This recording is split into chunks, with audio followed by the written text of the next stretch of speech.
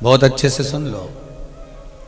अच्छे लोगों की परीक्षा भगवान थोड़ी ज्यादा लेता है, पर परीक्षा ज्यादा लेता है, पर साथ पूरा पूरा देता है, ये पक्का है। वो परीक्षा ज्यादा लेता है पर साथ पूरा पूरा देता है।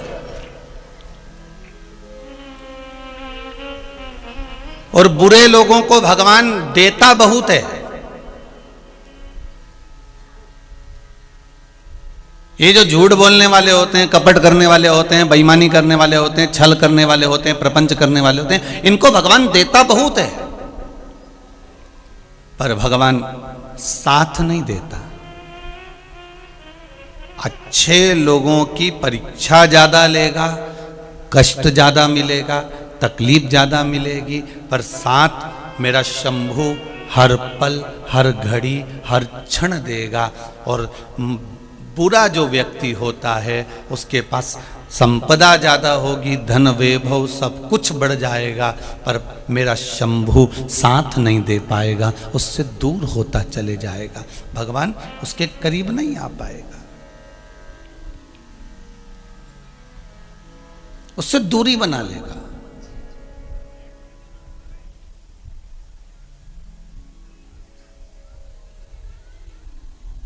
और फिर वो प्रयास भी करेगा कि मुझे भगवान मिल जाए, तो भगवान कहता है मैं मिलने को तैयार बैठा हूं, मना नहीं है, पर तू छल तो छोड़, तू कपट और बेईमानी से जरा परे तो हो, दूर तो हो, मैं तो मिल जाऊंगा। महाराज, राम राम रटते रहो जब तक घट में प्राण, कबहू तो दीन दयाल के भनक पड़ेगी कान। कभी तो सुनेगा वो, आप तो उसका स्मरण करते रहो, आप उसकी भक्ति में डूबे रहिए। शंभु शरणे पड़ी, मांगूं घड़ी रे घड़ी, दुख काटो दया करी ने दर्शन आपो। हे भोलेनाथ, इतनी कृपा करो, हमें सतमार्ग बताइए, हमें ऐसा मार्ग बता दीजिए जिस मार्ग पर हमें परमात्मा मिल जाए। धन दौलत संपदा सत्ता ये तो परमात्मा के पीछे की बात है।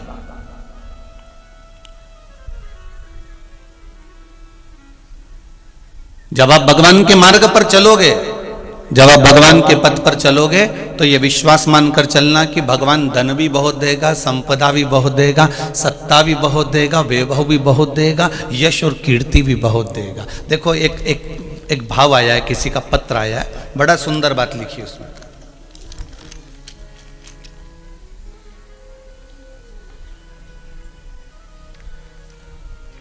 रमेश चाटे पंडित जी, महाराष्ट्रियन, वार्ड क्रमांक 10, जुन्नार देव से आप आए हैं। कहाँ बैठे हैं, जरा हाथ उठाएंगे?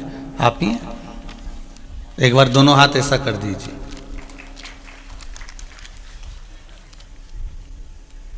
आपने पत्र में लिखा है,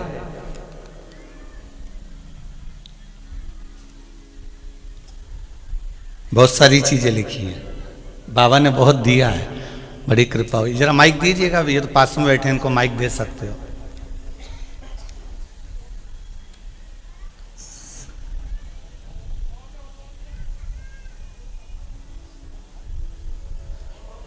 दूर होते तो माइक नहीं देते, पर पास में बैठे हो तो कोई बात नहीं। जी क्या नाम है आपका? आनंद करिए, क्या नाम है?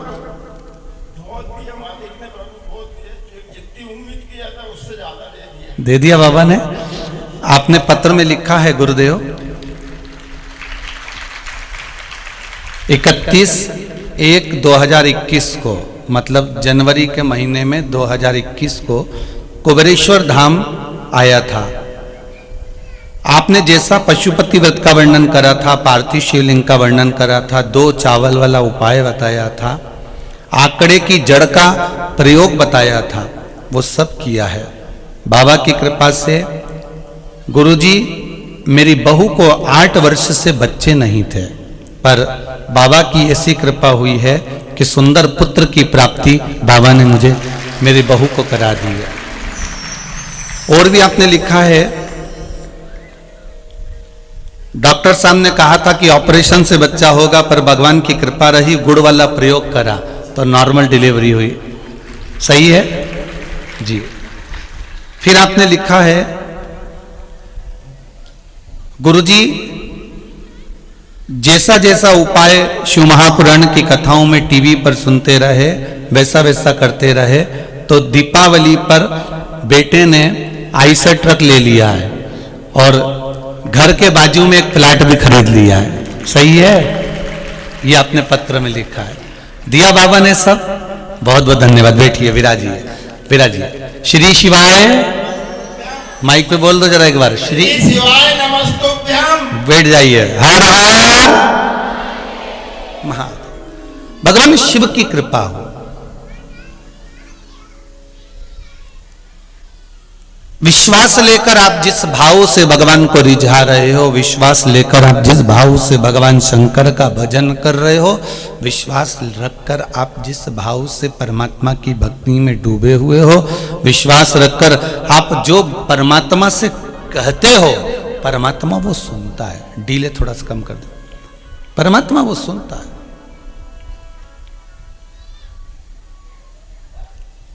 आप विश्वास तो रखो।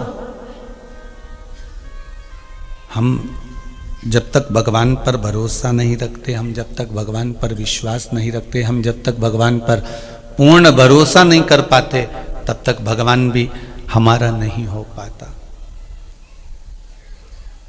हमारा नहीं होगा।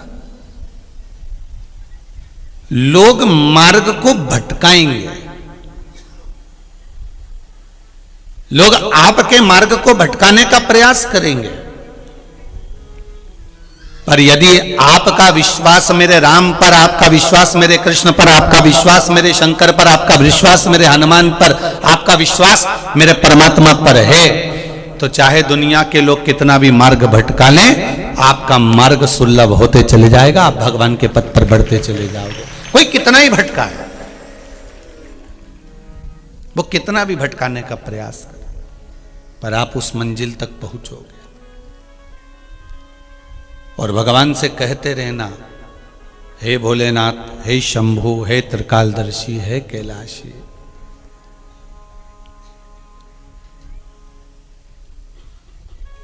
वो कहे ना, भोले तेरा साथ न छूटे रे, छूट जाए संसार, प्रभु तेरा साथ न छूटे रे। संगी छूटे, साथी छूटे, सब कोई छूटे रे। छूट जाए परिवार, प्रभु तेरा द्वार न छूटे। हे भगवान, हे भोलेनाथ, हे ओघड़ी, हे त्रिकालदर्शी, हे कैलाशी, हे अविनाशी, बस इतनी कृपा करो कि आपका साथ बना रहे, आपका संग बना रहे, आपका साथ ना छूटे।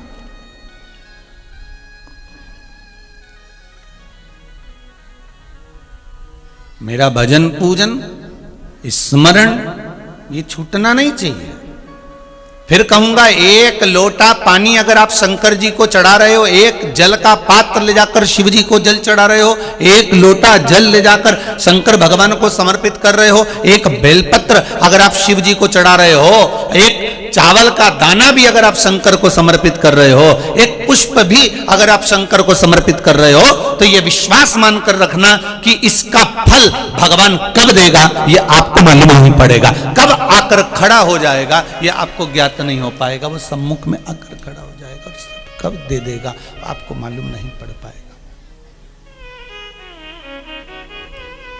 शिव कब दे देगा, शंकर कब दे देगा आपको,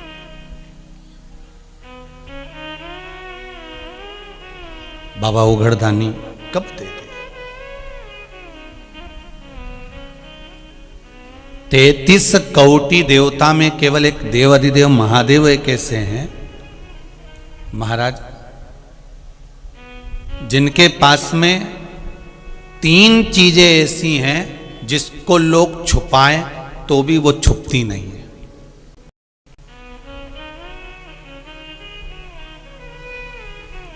और अगर आज छुपा भी दी तो 2 दिन में वापस मालूम पड़ जाएगा कि क्या छुपाया था। देवाधिदेव महादेव के पास में 3 चीजें ऐसी हैं जो दुनिया के लोग कितना भी छुपा ले, संसार के लोग कितना भी छुपाने का प्रयास करें, परंतु वो छुपती नहीं है। पहले नंबर पर सूरज, दूसरे नंबर पर चंद्र और तीसरे नंबर पर सत्य। क्या क्या चीज है जरा जम के बोलिए। पहला सूरज, दूसरा चांद और तीसरा सत्य। ये 3 चीजें दुनिया के लोग कितना भी छुपाने का प्रयास करें पर वो छुपती नहीं है।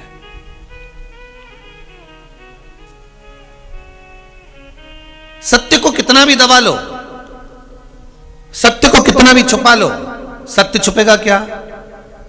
भगवान ब्रह्मदेव भगवान शंकर के शिवलिंग का शीश देखने के लिए गए और शीश देखने के लिए भगवान ब्रह्मदेव गए और ब्रह्मा जी ने शीश देखा। शीश देखने के लिए जब जाते गए नहीं मिला। जब केतकी के पुष्प को साथ में लिया, गौ माता को साथ में लिया, गाय और केतकी के फूल को लेकर आए और भगवान विष्णु के सामने, शंकर जी के शिवलिंग के सामने कहते हैं कि ये गौ माता सत्य बोल रही है,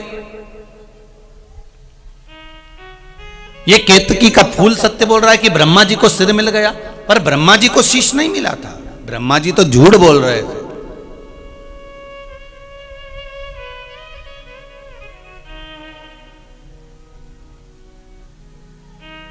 सत्य छुपता नहीं है। सत्य को छुपाने का कितना भी प्रयास करो, सत्य को छुपाने के लिए आप कितना भी दबाव डाल लो, आज अगर सत्य छुप भी गया, आज आपने सत्य को दबा भी दिया तो वो सत्य उजागर होगा। आज नहीं तो कल होगा, कल नहीं तो परसों होगा, पर सत्य सामने आएगा ही। सत्य छुपता नहीं है।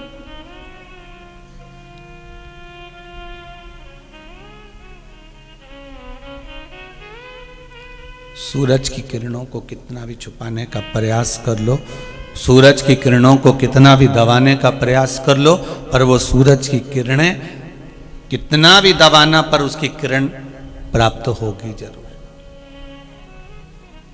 अरे सूर्य देवता के सामने कोहरा छा जाता है, बादल छा जाते हैं, तो भी सूर्य अपनी किरणों को कहीं ना कहीं प्रकाशित कर ही देता है।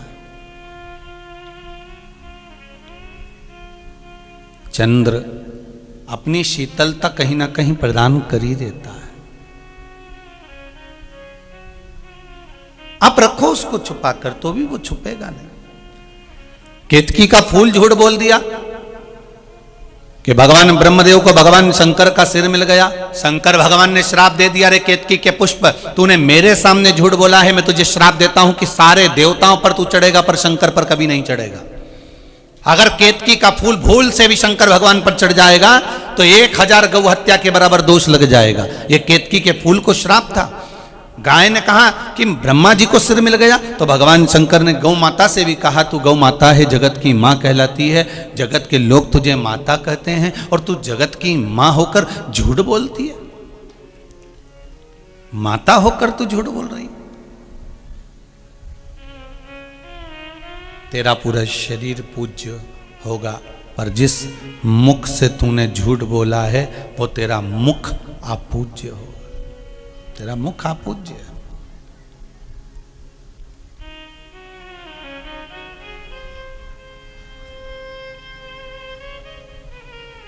कितना सुंदर भाव कहा गया है महाराज जी। कोई दिन भर झूठ बोले ना, जरा सी बात में अगर कोई झूठ बोल रहा हो, जरा सी बात में छल कर रहा हो, जरा सी बात में झूठ और प्रपंच कर रहा हो, तो शिव महापुराण की कथा ये कहती है कि अगर उसका मुख देख लो तो वापिस घर के अंदर जाओ, गंगा जल छीट के फिर वापिस जाओ। झूठ बोलने वाले का तो इतना इतना वर्णन करा। आज झूठ तुम बोल रही हो गौ माता, फिर भी गाय ने झूठ बोला तो शंकर भगवान ने कहा ठीक है अब बोल ली, फिर भी माँ तो माँ ही कहलाएगी, माता तो माता ही है।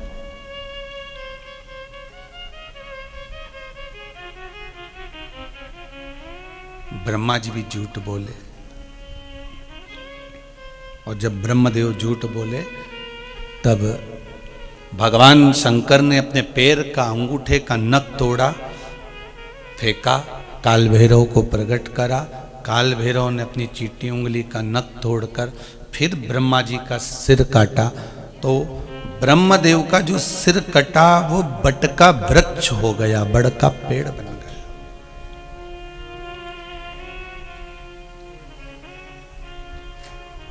एक सत्य ब्रह्मदेव नहीं बोल पाए।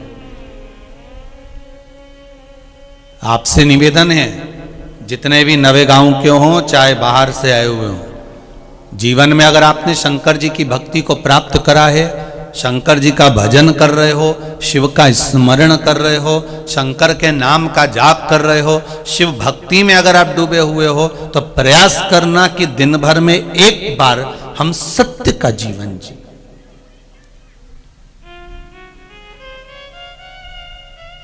हमारी वाणी से, हमारे श्रवण से, हमारी इंद्रियों से, हमारे नयन से हम सत्य देखें, हमें झूठ नहीं देख रहा है।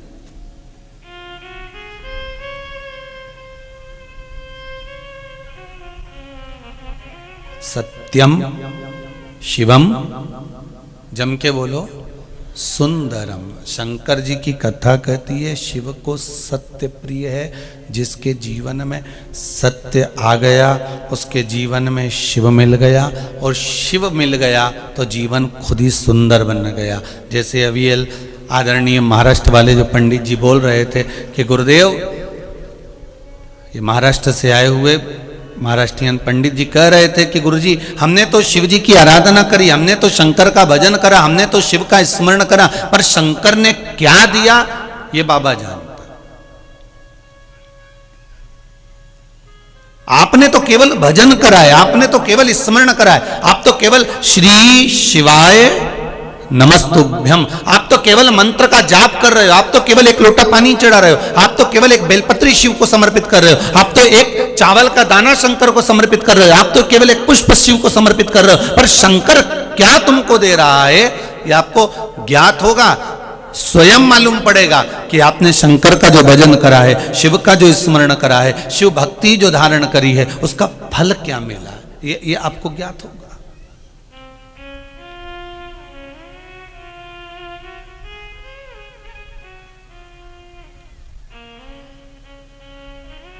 महाराज इसलिए बार बार कहते हैं आपसे कि प्रयास ये करा करो, सुबह हो, शाम हो, दिन हो, रात हो, भगवान की भक्ति थोड़ी थोड़ी कर लिया करो। महाराज भगवान की तारा सत्य निकले,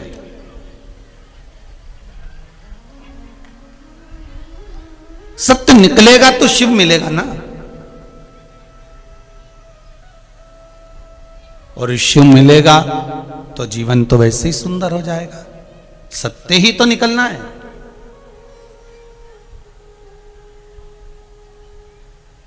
ब्रह्मदेव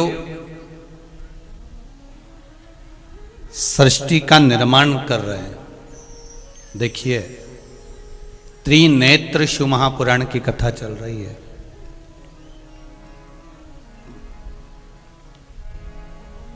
त्रिकालदर्शी, कैलाशी, अविनाशी शिव के 3 नेत्रों का वर्णन।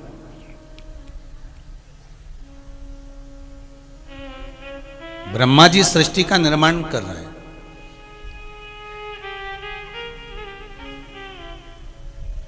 एक बार भगवान शिव ब्रह्मदेव से कह चुके हैं कि आप सृष्टि का निर्माण करो, इस सृष्टि को आगे बढ़ाना आपका काम है।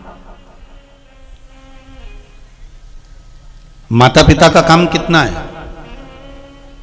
बच्चों को दुकान लगाकर दे दी और दुकान लगाकर पिताजी ने दे दी कि ये दुकान लगा दी, अब तुम्हारे को अब इसमें आगे बढ़ाना तुम्हारा काम है।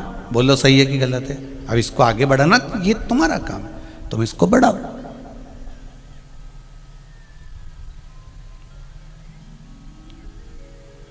अब बेटा सोचे कि मेरे पिताजी ने जो दुकान लगाई है मैं इसको नहीं करूंगा, मैं तो दूसरी कोई अच्छी दुकान डालूंगा। अब पिताजी ने मेहनत कर कर इतनी दुकान लगा कर दी और बेटा कहे कि मेरे को ये करना ही नहीं है, तो क्यों नहीं करना? पिताजी ने पूछा कि आखिर बात क्या है कि तुम इस दुकान को क्यों नहीं करना चाहते, इस दुकान क्यों नहीं लगाना चाहते हो, क्या कारण क्या है? तो बेटा कहता मेरे दोस्त कहते हैं इससे अच्छा तू तो इतना विद्वान है, तू तो इतना ज्ञानवान है, तू तो इतनी पढ़ाई करा है, तू तो ये इंजीनियर बनकर आ गया, तू तो ये कर आ गया, तूने तो सीए कर लिया, तूने ये कर लिया, तूने इतनी पढ़ाई कर ली और पढ़ाई करने के बाद दुकान खोल के बैठा तो कहाँ की मूर्खता है? तो ये मेरे दोस्त कहते हैं।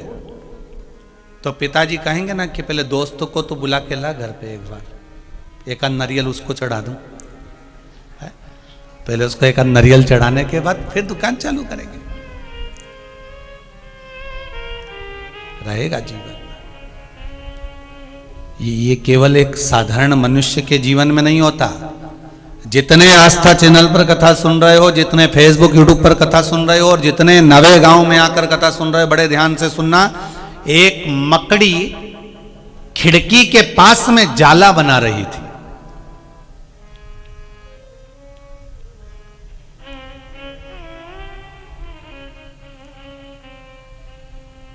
और मकड़ी ने थोड़ा सा जाला बना लिया।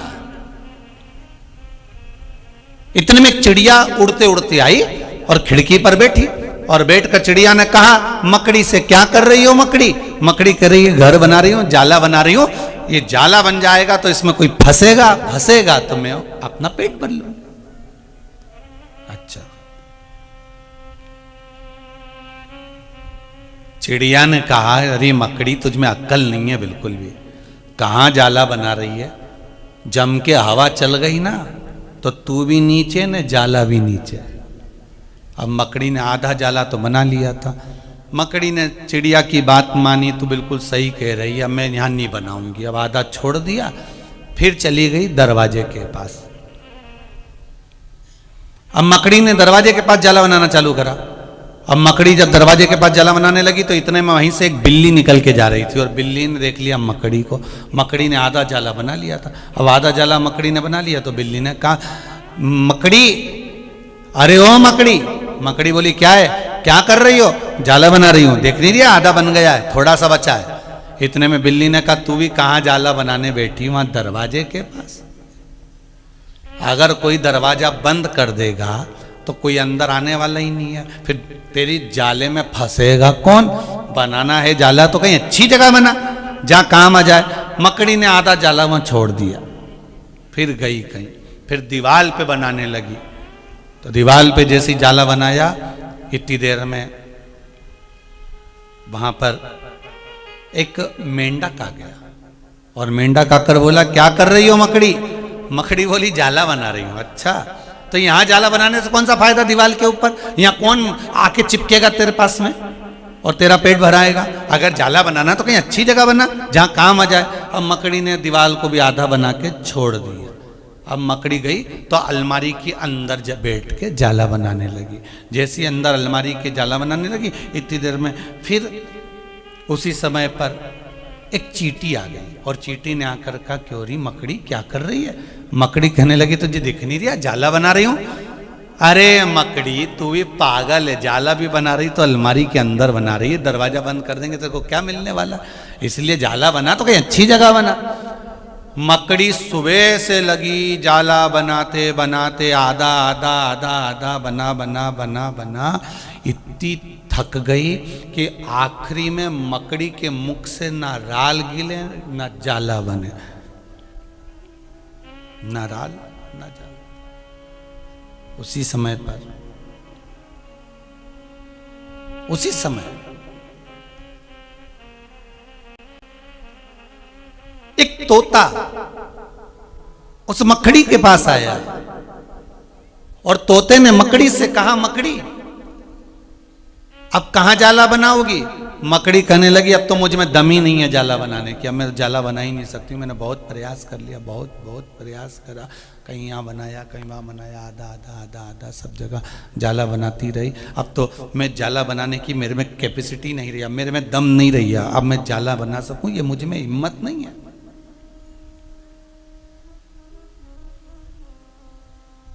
इतने में तोते ने कहा, मिट्ठू बोला, तोता बोला, अरे मकड़ी तो जहां पहली बार जाला बना रही थी ना वहीं पर अच्छे से बना लेती दमदारी से तो तुझे 10 जगह जाला बनाने की जरूरत नहीं पड़ती। उस जाले में अगर तू बनाती और विश्वास रखकर बनाती तो तेरे जाले में तो भोजन भगवान भेज देता, पर तूने अपने पर विश्वास नहीं रखा, अपने पर भरोसा नहीं रखा, और अपना विश्वास अपना भरोसा तू नहीं रखी, और विश्वास भरोसा ना रखकर तूने 10 जगह पर जाला बनाया और एक जगह भी वो काम नहीं आया। आखिरी में तू थक गई, आखिरी में तेरे में बल नहीं रहा, आखिरी में तेरे में हिम्मत नहीं रही, आखिरी में तेरे में दम नहीं रह पाया, फिर तू जाला नहीं बना पाई। तेरी जो अंदर की सामर्थ्यता थी वो समाप्त हो गई। बहुत ध्यान से सुनना भाई, जितने लोग आस्था पर सुन रहे हो, जितने लोग नवे गांव में सुन रहे हो, फेसबुक यूट्यूब पर सुन रहे हो, बहुत ध्यान से सुनना। जब आप कोई काम करने के लिए आगे बढ़ोगे तो तुम्हें अकल देने वाले ढेर सारे खड़े हो जाएंगे। इससे क्या होता है, काम करो तो थोड़ा अच्छा वाला कर लो, ये कोई काम है? नहीं, मैं प्लास्टिक की सामान की दुकान खोलूंगा, ये कोई दुकान है? मैं पान की दुकान खोलूंगा, ये कोई दुकान है? मैं कपड़े का काम करूंगा, कपड़े का काम दुनिया के लोग कर रहे हैं, कितने बेचारे परास्त होकर बैठ गए, कितना घाटा खा गए, तो क्या जरूरी है कि तू भी घाटा खाएगा? पान की दुकान खोलूंगा तो मुझे घाटा लग जाएगा, कोई जरूरी है कि तुझे घाटा लगेगा? कपड़े की दुकान खोलूंगा तो ये हो जाएगा, उसकी दुकान खोलूंगा तो ये हो जाएगा। तुम्हें डराने वाले, धमकाने वाले, तुमको हराने वाले, तुमको नीचे दबाने वाले ढेर मिलेंगे जब तुम आगे बढ़ोगे, और कहते फिरेंगे कि ये मत करना, ऐसे करने से ऐसा हो जाएगा, ऐसे करने से ऐसा हो जाएगा, ऐसे करने से ऐसा हो जाएगा। लोग डराएंगे, धमकाएंगे, तुमको अनेक तरह से परास्त करने का प्रयास करेंगे, पर विश्वास अपने आप पर और विश्वास मेरे देवाधिदेव महादेव पर रखना पार कर देगा। भरोसा उस पर रखिए, विश्वास उस पर रखिए, मिलेंगे लोग। गेहूं बोने जाओ, फसल बोने जाओ, सोयाबीन बोने जाओ, कपास बोने जाओ, मिर्ची बोने जाओ, अगर खेती करने भी जा रहे हो खेती करने भी जा रहे हो तो भी लोग कहेंगे, अरे कहाँ का बीज बो दिया तूने, बीज अच्छा वाला बोना था, ये तो उगेगा ही नहीं, ये तो लगेगा ही नहीं। खेती वालों को लोग कहते थे, कहाँ का बो दिया तूने, क्या कर रहा है? वो कह, नहीं मैं आंवले की फसल ले रहा हूँ, नहीं मैं गन्ने की फसल ले रहा हूँ, नहीं मैं गेहूं की, कौन सा बीज बोया, ये वाला? अरे कहाँ ये वाला बीज बोया, वो लगेगा ही नहीं। तो उसको कह देना, मैंने तो बो दिया ना, किसके भरोसे बोया? जम के बोलो, उसके भरोसे। खेती बुआई मैंने तेरे नाम की, खेती बुआई मैंने तेरे नाम की, मेरे भरोसे मत छोड़ना। हे भोलेनाथ, ये मत सोचना कि मेरी है, मैंने तो तेरे भरोसे पर खेती बुआई है। ये परिवार, ये मकान, ये जमीन, ये जायदाद, ये दुकान, ये प्रॉपर्टी, ये धन, ये दौलत, ये संपदा, ये सत्ता सब आपकी है। मैं तो केवल एक निमित्त मात्र हूं, केवल एक निमित्त, मैं केवल एक निमित्त हूं, इससे ज्यादा कुछ नहीं। तू ही मेरा सेठ है, तू ही साहूकार है, ब्याज पे ब्याज मत जोड़ना, प्रभु जी मोरी लागी लगन मत तोड़ना। आप विश्वास रखकर किसी भी कार्य को करो।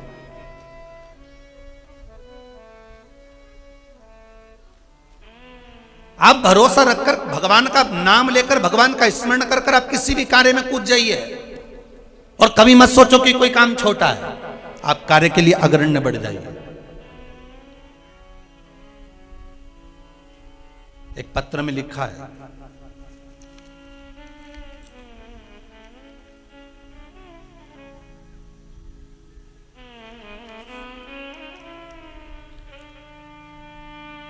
कुंवारी मोल श्री चोरे छिंदवाड़ा से आई हैं। कहां बैठी हैं, जरा खड़े होंगे,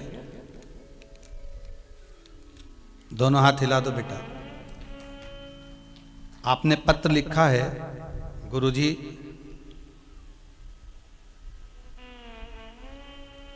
आपके बताए अनुसार श्री पशुपति व्रत किया। और गुरुदेव पत्र में लिखा है, जब मंदिर जाते हैं, जब पूजन करने जाते हैं, तो कई लोग ऐसे मिलते हैं जो हमको देखकर हंसते भी हैं कि इतनी पढ़े लिखे आज की पीढ़ी के लोग। आप ही का नाम है बेटा, जरा हाथ।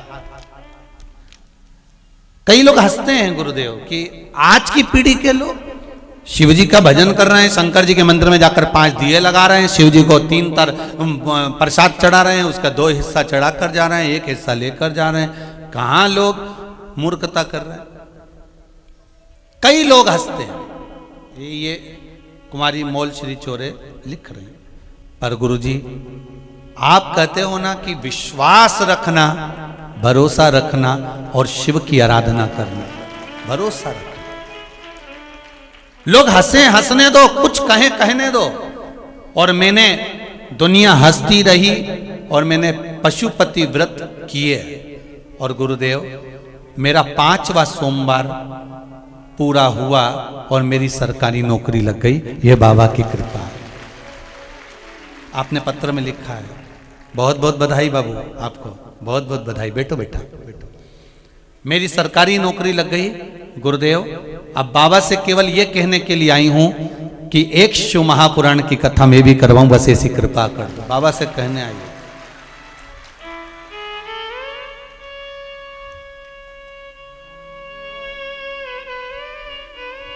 हराएंगे लोग। आप शंकर जी के मंदिर में जल चढ़ाने जाओगे तो लोग हंसेंगे, आप शिव जी के मंदिर में पशुपति व्रत करने जाओगे तो लोग हंसेंगे। बता दिया होगा सीहोर वाले महाराज ने, कुछ कह दिया होगा सीहोर वाले महाराज ने। आप शंकर जी के मंदिर में चावल चढ़ाने जाओगे तो लोग हंसेंगे, फूल चढ़ाने जाओगे तो लोग हंसेंगे, पुष्प चढ़ाने के लिए जाओगे तो हंसेंगे। पर मेरा निवेदन है, मेरा हिंदू धर्म आज अगर भगवान की ओर बढ़ रहा है तो इससे बढ़कर कोई गौरव नहीं हो सकता। इससे बढ़कर कोई गौरव नहीं हो सकता। मेरा हिंदू धर्म का बच्चा बच्चा, एक एक बालक, एक एक बालिका, हिंदू धर्म का एक एक छोटा छोटा बच्चा भी अगर शंकर जी के मंदिर में जा रहा है, शिव की आराधना करने जा रहा है, तो उससे बढ़कर कोई गौरव नहीं है। हाँ, दुनिया के लोग जैसे आप पर हंसते हैं, दुनिया के लोग वैसे हम पर भी हंसेंगे। दुनिया के लोग जैसे आप पर उंगली उठाते हैं, दुनिया के लोग हम पर भी उंगली उठाते हैं। पर डरना नहीं है। मकड़ी जाला अगर एक ही जगह बना लेती तो वो भी सफल हो जाती। केवल दुनिया के कहने पर उसने जाले चेंज कर दिए। आधा बनाया, आधा बनाया, आधा बनाया, छोड़ दिया। हमें नहीं घबराना। आप दुकान खोल रहे हो, शंकर के भरोसे पर खोल लो। आप शिव जी का नाम लेकर जो काम करोगे, मेरा ओ घरदानी स्वयं आकर आपको साध लेगा, स्वयं आकर करेगा। क्या सोचना। ये एक पत्र और बड़ा सुंदर लिखा, देखिए।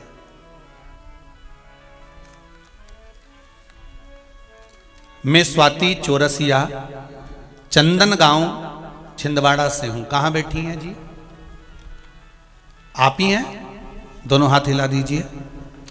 आपने लिखा है बहन कि गुरुदेव मेरी 2 महीने की बेटी की आंख से लगातार जल गिर रहा था। आंख से आंसू निकलते जा रहे थे। डॉक्टरों को दिखाया, उन्होंने ऑपरेशन का कह दिया कि ऑपरेशन कराओगे तब जाकर वो 2 महीने की बच्ची के आंख से आंसू बंद होंगे। गुरुदेव बड़ी दुखी हो गए, हमारे घर के लोग बड़ी चिंता में पड़ गए। तभी शिव महापुराण की कथा टीवी पर सुनी और जैसा बाबा की कथा में आपने वर्णन किया वैसा ही विश्वास रखकर शंकर जी से एक दिन विनती कर रहे हैं। एकांत मंदिर में चली गई और बाबा से निवेदन कर कर आ गई, गुरुदेव दूसरे दिन से मेरी बेटी की आंख के आंसू बंद हो गए, ऑपरेशन की जरूरत नहीं पड़ी। ये पत्र लिखा है, आप ही ने लिखा है। दोनों हाथ एक बार हिला दीजिए, हर हर। बैठ जाओ बहन, बैठ जाओ। बाबा की कृपा हो, अगर विश्वास पक्का है, भरोसा अगर दृढ़ है शंकर के प्रति, आपकी विश्वास और आपका भाव प्रबल है, तो ये मानकर चलना कि शंकर आपके हर सुख में भी है तो शंकर आपके हर दुख में भी खड़ा हुआ है। वो सामने आकर खड़ा हुआ है, सम्मुख में आकर। और फिर कहूंगा, नवेगांव वालों के तो भाग्य जगे हैं साहब, ये किस्मत से शंकर जी यहां आ गए। नवेगांव वालों के तो भाग्य जगे हैं, साथ में आप लोगों के भी भाग्य जगे हैं। अगर शंकर की कथा में इस पंडाल में बैठकर, शंकर के धाम में बैठकर अगर आप इस कथा को श्रवण कर रहे हो, टीवी के सामने बैठकर, मोबाइल पर, फेसबुक पर अगर कथा सुन रहे हो, तो ये विश्वास रखकर सुनना कि बाबा इतनी कृपा करना, करुणा करना कि बाबा जिस कामना से मैं कथा सुन रही हूं, मेरी वो मनोकामना 3 महीने में पूरी कर देना। बस वो भाव लेकर आए, वो विश्वास लेकर। प्रेशर बढ़ाओ थोड़ा। मैं विश्वास लेकर आई हूं, मैं कामना लेकर आई। लागी लगन मत तोड़ना, भोले जी मोरी लागी लगन मत तोड़ना। दुनिया उंगली उठाएगी, ताने देगी, गालियां देगी, अपशब्द कहेंगे लोग, ना जाने क्या क्या कहेंगे, ना जाने क्या क्या।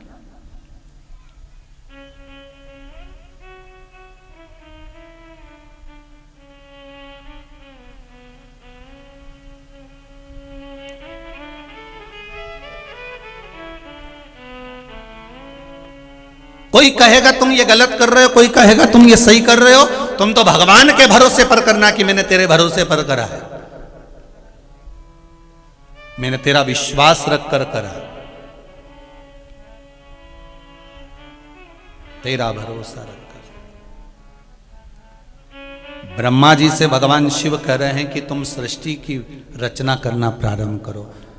शंकर भगवान केवल कोई सतयुग के नहीं है, शंकर भगवान त्रेता युग के नहीं है, शंकर भगवान इस द्वापर युग के नहीं, शंकर भगवान कलयुग के देवता नहीं। शिव महापुराण कहती है ना जाने कितने कितने युग निकल गए, सारे देवता तो बाद में थे, पे सबसे पहले मेरा देव अधिदेव महादेव था।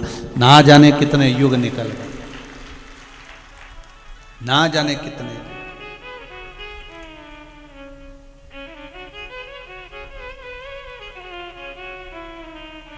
कितने युग निकल गए। और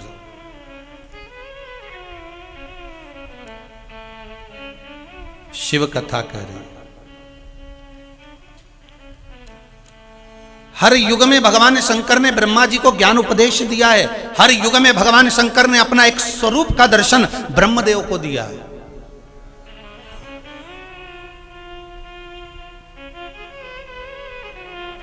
प्रत्येक युग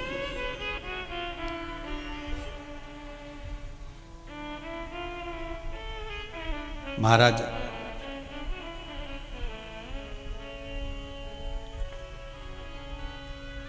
भगवान शिव के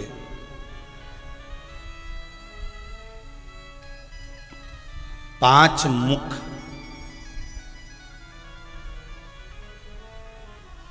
महाराज,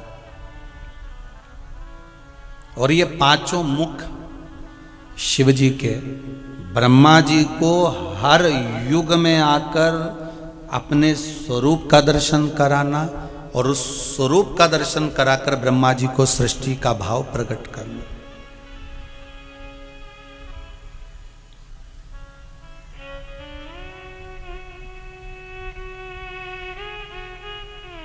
महाराज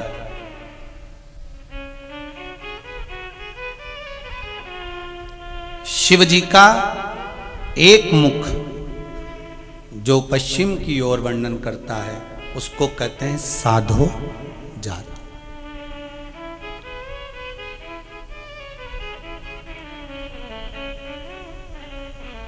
ये भगवान के बालक भाव को दर्शा देता है, भगवान के निर्मल भाव को दर्शा देता है, साधो जात। दूसरा, जो उत्तर की ओर भगवान का मुख है उसको वामदेव कहते हैं, ये विकारों का नाश कर देता है। तीसरा, दक्षिण की ओर जो मुख भगवान का है उसको अघोर कहा गया। अघोर ये सिद्धि प्रदान करने वाला। महाराज, जो पूर्व की ओर भगवान का मुख है, जो भगवान नित्य स्मरण की ओर, देखो एक अघोर रूप भगवान शिव ने जो लिया था ब्रह्मा जी के सामने, ब्रह्मा जी को जो वर्णन किया था कि इस रूप का दर्शन ब्रह्मदेव तुम करो और फिर सृष्टि का निर्माण करो, वो अघोर रूप कोई साधारण नहीं था, सिद्धता का सुख प्रदान करने वाला। एक बात और अपनी जिंदगी में उतार कर रखिए, शंकर जी के मंदिर में जब आप एक लोटा पानी चढ़ाते हो तो यह मत सोचना कि शंकर जी के 5 मुख का हमें दर्शन करना है। हमें शंकर जी का 5 मुख वाला मंदिर में जाना है, हमें शिव जी के 5 मुख का दर्शन करना है, हमें शंकर भगवान के इन मुखाग्र विंद का दर्शन। हमारे भीतर यह भाव प्रकट होना चाहिए कि हम जिस शिवलिंग पर जल चढ़ा रहे हैं, आप आपके घर के पास में, आपके मंदिर में, आपके घर के नजदीक में जो शिवालय हो, आपके घर के पास में जो शंकर जी का मंदिर हो, आप तो उस मंदिर में चले जाओ। और कभी कभी अगर कोई बहुत जरूरी बात करना हो शिव जी से और मंदिर में भीड़ ज्यादा हो, तो जो मंदिर एकांत में हो, जहां कोई नहीं जाता हो, वहां तुम पहुंच जाओ।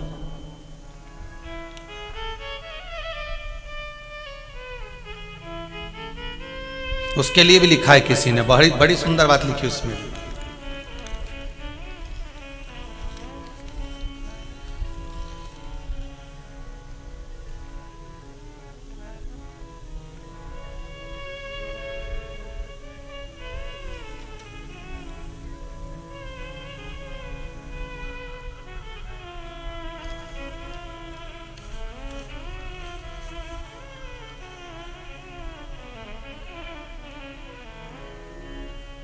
एक पत्र में लिखा है गुरुजी, श्रीमती विनीता संतोष जी चौरसिया, चौरई जिला छिंदवाड़ा मध्य प्रदेश से हैं।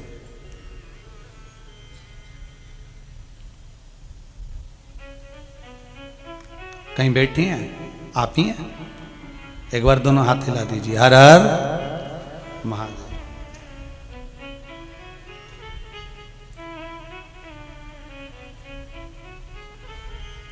आपने लिखा है गुरुदेव, आपने कहा था कि जब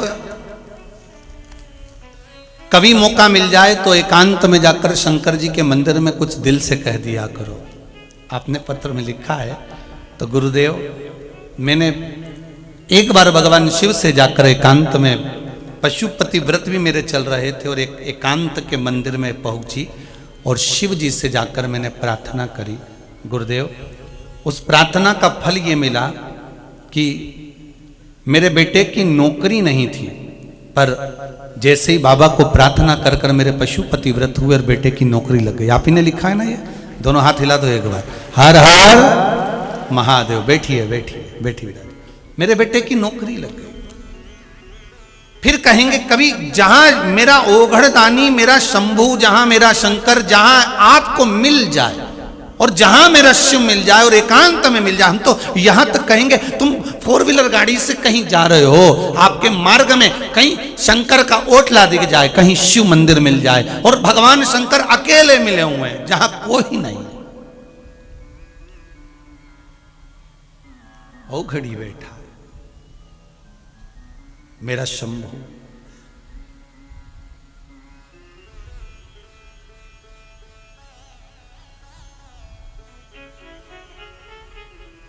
वहां एकांत में बैठकर आप भगवान शिव का मूल मंत्र, शिव महापुराण का श्री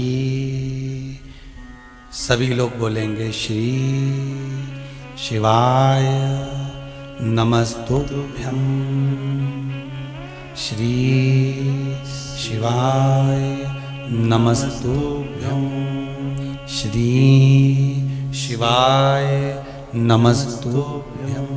उस मंत्र का स्मरण कर लो। एकांत में जहां शिव मिले थोड़ी देर बैठकर भगवान शंकर का भजन करो।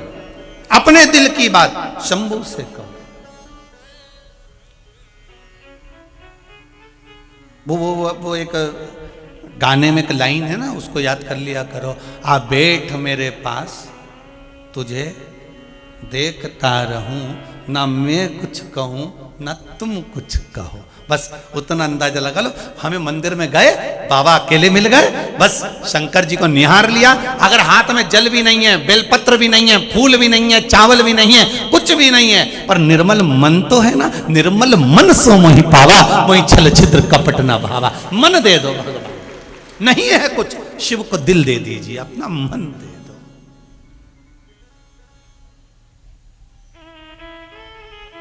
भगवान को अपना हृदय दे दो।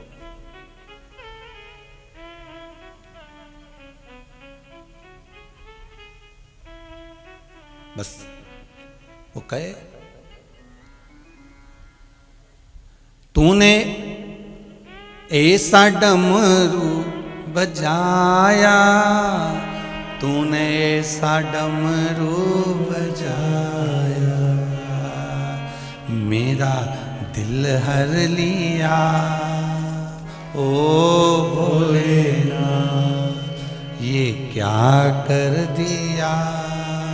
ओ भोलेनाथ दिल तुझको दिया। ओ भोलेनाथ भगवान से जाकर बस मन दे दो, हृदय। कुछ देना है भगवान को तो अपना हृदय। नहीं है कुछ, एकांत में हो, आप जा रहे हो गाड़ी से, आप जा रहे हो मोटरसाइकिल से, आप जा रहे हो पैदल, शिव जी का मंदिर दिख गया, अंदर दरवाजा बंद है, मंदिर के अंदर भी नहीं जा सकते, शिखर का दर्शन हो रहा है, तो शिखर देख कर भी शंकर के आगे हाथ जोड़कर कह देना, बाबा आज आपके शिखर का दर्शन हो गया। शिखर दर्शनम सर्व पाप नाशनम। आज मेरे पाप मिट गए, इसलिए मुझे शिखर का दर्शन। आज मेरे कष्ट मिट गए, आज मेरे रोग मिट गए, इसलिए मुझे शिखर का दर्शन हुआ है। बहुत उत्तम। महाराज पूर्व का मुख तत्पुरुष कहलाया।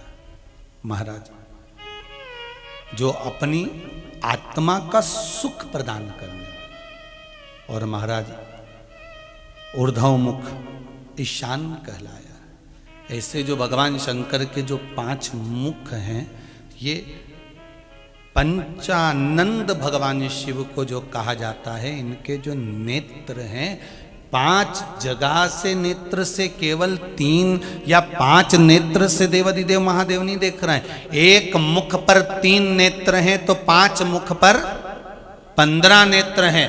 15 नेत्र से अगर भगवान निहार रहे हैं, 15 नेत्र से मेरा शंभु अगर देख रहा है, 15 नेत्र से मेरा ओघड़दानी अगर आपके सम्मुख में है, तो जरा विचार करिएगा कि 15 नेत्रों से देखकर हमारे कितने कितने विकारों को वो नष्ट भी कर रहा है, तो हमको सुख का भान भी कराते जा रहा है, हमको आनंद की अनुभूति भी कराते जा रहा है।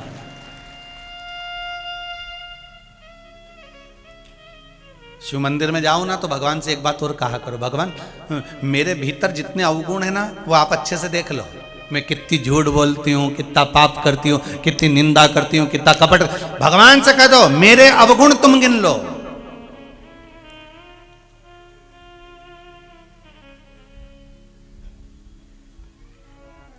फिर भी अगर मान लो अवगुण देख भी लिए तो भी तारना तो आप ही को है। अगर नाथ देखोगे अवगुण हमारे, अगर नाथ देखोगे अवगुण हमारे, तो भव से कैसे कैसे हम लगेंगे पारे, तो भव से कैसे हम उतरेंगे पारे। अगर नाथ देखोगे अवगुण हमारे, अगर नाथ देखोगे अवगुण हमारे, तो भव से कैसे लगेंगे किनारे, तो भव से कैसे लगेंगे किनारे। अगर नाथ देखोगे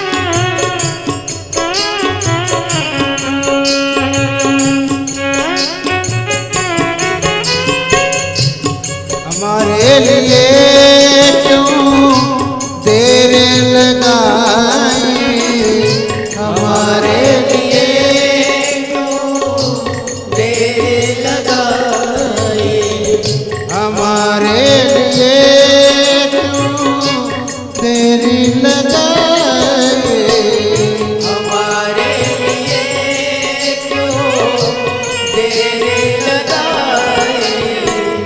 गना अनामी गजामिल को, गना की अजामिल को उतारेंगे पारे।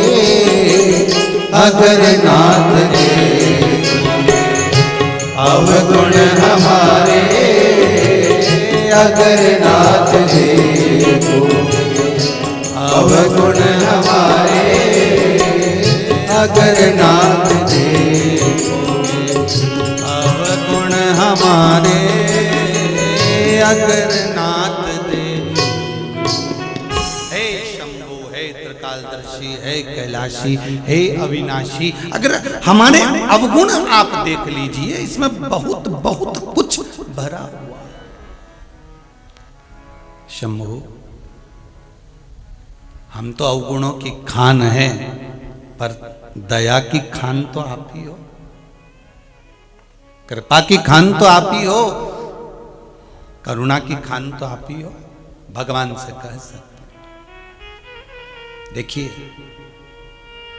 कितने युगों में ब्रह्मा जी ने, हर युग में ब्रह्मा जी को भगवान शंकर ने दर्शन दिया। एक एक युग में आकर एक एक दर्शन को दिया और कहा ब्रह्मदेव सृष्टि की रचना करो। भगवान करें, भगवान ब्रह्मदेव सृष्टि की रचना। जब अघोर रूप भगवान शंकर ने रखा था तब पूरा शरीर पर काले ही काले रूप का धारण करा, कृष्ण स्वरूप।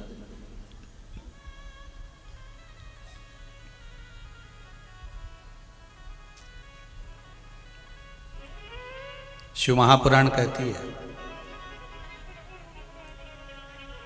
गौर वर्ण का शिवलिंग, कृष्ण वर्ण का शिवलिंग। बहुत बहुत ध्यान देना, आज कथा निकली है त्रिनेत्र शिव महापुराण में, तो अच्छे से समझ लो। जहां जहां से आए हो आप लोगों ने शंकर जी के शिवलिंग का दर्शन करा आप लोगों के मंदिर में? तो कोई शिवलिंग तो काला पत्थर का, काला पाषाण का होता है। बोलो सही है कि गलत है? जम के बोलो, सही है। और किसी किसी मंदिर में सफेद पाषाण का, सफेद पत्थर का भी शिवलिंग होता है। करें दर्शन आप लोगों ने? कहीं काला पाषाण का है, काले पत्थर का है, कहीं श्वेत पत्थर का है, और कहीं कहीं शिवलिंग का दर्शन करते हैं।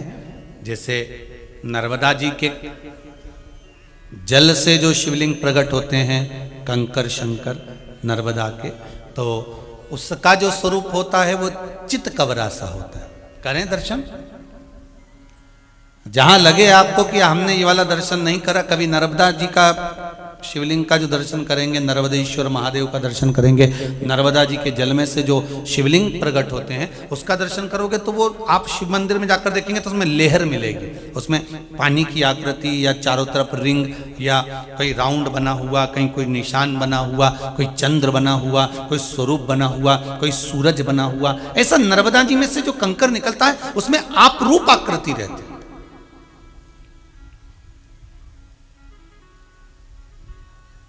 कोई शिवलिंग काले पाषाण का है, आप दर्शन करेंगे तो उसमें प्राप्त होगा। हमारे जितने भी 12 ज्योतिर्लिंग में जाकर आप शंकर जी का दर्शन करेंगे, सारे शिवलिंग का स्वरूप कौन से कलर का है?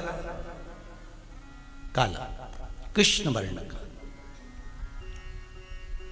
महाकाल दादा को देख लो, मल्लिकार्जुन दादा को देख लो, चाहे विश्वनाथ दादा को देख लो, चाहे आप त्र्यंबक दादा को देख लो, चाहे आप जहां मर्जी पड़े वैद्यनाथ दादा को देख लो, नागेश्वर दादा को देख लो। आप जहां देखोगे ना दादा को, वो दादा आपको उसी स्वरूप में मिलने वाला।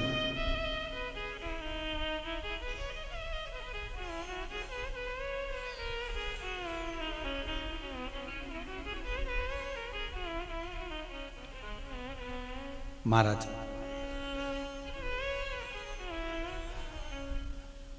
केवल 2 शिवलिंग है जो काले पारत के नहीं दिखते, काले पाषाण के नहीं दिखते। एक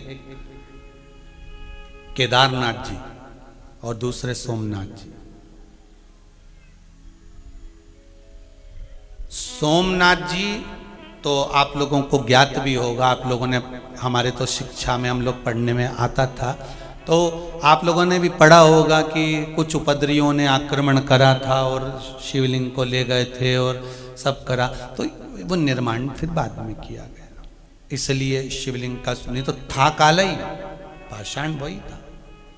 और केदारेश्वर बाबा का जो शिवलिंग है वो काला पाषाण नहीं, वो तो एक स्फटिक की तरह, एक सुंदर नग की तरह चमकदार स्वरूप बाबा का है, सोने जैसी चमक।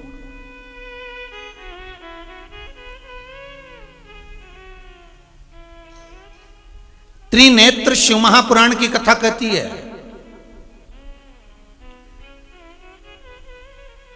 अगर काले पाषाण के शिवलिंग पर हम जल चढ़ा रहे हैं, जो काले पाषाण का शिवलिंग है, जो काले पाषाण से निर्मित किया गया है, जो काले पाषाण से बना हुआ है, अगर हम उसकी आराधना कर रहे हैं, उस पे जल चढ़ा रहे हैं, उसकी आराधना कर रहे हैं, उस पे हम जल चढ़ा रहे हैं, बेलपत्र चढ़ा रहे हैं, पुष्प चढ़ा रहे हैं, आराधना कर रहे हैं, तो ये जानकर करना कि उस काले पाषाण में, ध्यान दीजिए, ब्रह्मा भी हैं, विष्णु भी हैं और शिव भी हैं। कौन कौन है उसमें? ब्रह्मा, विष्णु और शिव। और उसी काले पाषाण के शिवलिंग के अंतर्गत महाराज ब्रह्मा अपने 4 मुख से, शिव अपने 5 मुख से और भगवान विष्णु अपने 1000 मुख से वहां पर विराजमान है। उस काले पाषाण के शिवलिंग के अंतर्गत सारे देवता, तीनों देवता अपने अपने मूल स्वरूप में, अपने आनंदित स्वरूप में 1000 मुख कर उसके अंतर्गत विराजमान है। और अगर हम कहीं सफेद शिवलिंग का दर्शन कर रहे हैं, मार्बल के शिवलिंग का दर्शन कर रहे हैं, श्वेत पाषाण के शिवलिंग का दर्शन कर रहे हैं, तो त्रिनेत्र शिव महापुराण की कथा कहती है, हम अगर उस शिवलिंग का दर्शन कर रहे हैं तो उसमें 2 स्वरूप हैं। एक मेरा औघड़दानी शिव और दूसरा है मेरी माता रानी जगत जननी जगदम्बा मां पार्वती उस स्वरूप में विराजमान।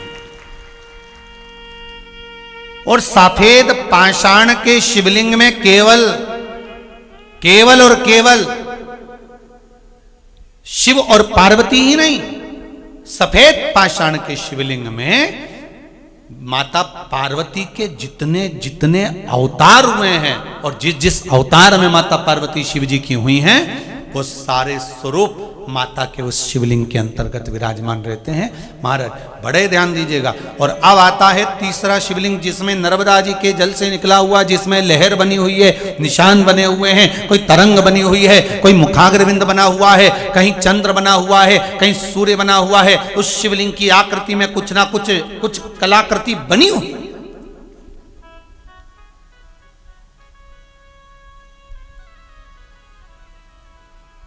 नर्मदा के उस शिवलिंग का वर्णन। और माई नर्मदे हर, कोई नर्मदा कोई साधारण है क्या, जिसमें से एक पाषाण अगर प्रकट हो रहा है, एक शिवलिंग अगर प्रकट हो रहा है, तो शिवलिंग का वर्णन किया गया। कहा इसमें शिव है,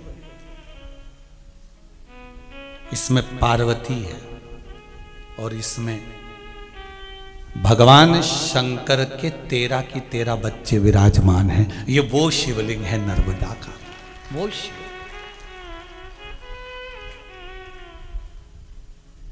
संपूर्ण शिव। बहुत ध्यान देना, पहले आपको कथा में बताया गया था, पहले कथाओं में जितनी बार कथा में कहा गया था उसका भी स्मरण कर लें। हमने कहा था ये शिवलिंग है, ये जलाधारी माता पार्वती जी का हस्त कमल है। जहां से पानी नीचे गिरता है, राइट भाग गणेश, लेफ्ट भाग कार्तिकेय, बीच में जो मोटी सी लाइन है वो अशोक सुंदरी, ऊपर से जो बूंद बूंद जल गिर रहा है, शंकर भगवान की 5 लड़कियां जया, विषहरा, शामरी बारी, दौतली और देव है। पर आज कथा में जो त्रिनेत्र शिव महापुराण की कथा चल रही है, उसमें प्रथम बार अपन को यह संवाद श्रवण करने को मिल रहा है कि कौन से शिवलिंग का स्वरूप, वर्ण, कौन सा स्वरूप, किस, कोई कृष्ण वर्ण का है, कोई श्वेत वर्ण का है, तो उसका आनंद क्या, उसमें किस किस का वास है, ये हमको प्रथम बार इस कथा में श्रवण करने का सौभाग्य प्राप्त हुआ है। आपको भी और हमको, आपको भी मिल रहा है और हमको भी मिल रहा है कि कौन से शिवलिंग में कौन कौन विराजमान। महाराज अब आ जाइए, एक शिवलिंग और होता है जिसको कहते हैं स्फटिक का शिवलिंग। काय का शिवलिंग है, जम के बोलिए जरा, स्फटिक का शिवलिंग। ये किसी किसी के घर में होता है, कांच जैसा दर्शन होता है। कई लोगों के घर में स्फटिक की जगह लोगों ने कांच का नकली बना के दे दिया, हो अब करे क्या, कहलाएगा। तो स्फटिक का शिवलिंग, स्फटिक के शिवलिंग अगर ओरिजिनल है, असली स्फटिक का शिवलिंग है, कांच का नहीं, असली अगर स्फटिक का शिवलिंग है आपके घर में, तो उस शिवलिंग में महाराज भगवान देव अधिदेव महादेव, चंद्र, सूर्य और उस शिवलिंग के अंतर्गत शंकर भगवान का मूल स्वरूप तत्पुरुष भगवान विराजमान होते हैं। महाराज और एक शिवलिंग आता है पारद का शिवलिंग, है किसी के यहां पारद का शिवलिंग है? अरे वाह, रखिए। किसी किसी जगह पर अपने को दर्शन मिलते पारद का शिवलिंग। पारद के शिवलिंग में किस किस का निर्माण, कौन कौन विराजमान है महाराज?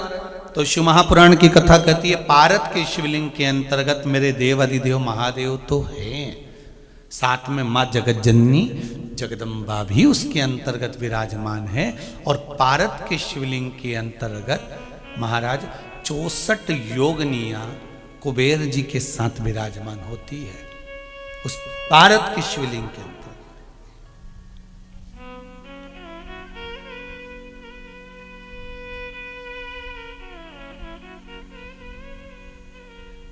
कभी आप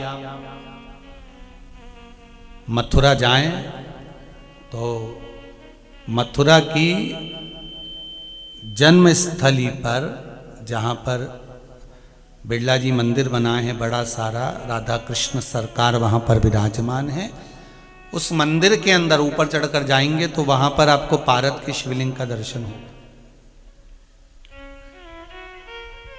वहां हो सकता। और कभी आप जम्मू जाएं तो वहां भी पारद के शिवलिंग का दर्शन होगा। अब आजकल तो कई मंदिर ऐसे भी हैं, हमारे इंदौर नगर में भी हैं, जहां पारद के शिवलिंग का दर्शन हो सकता है।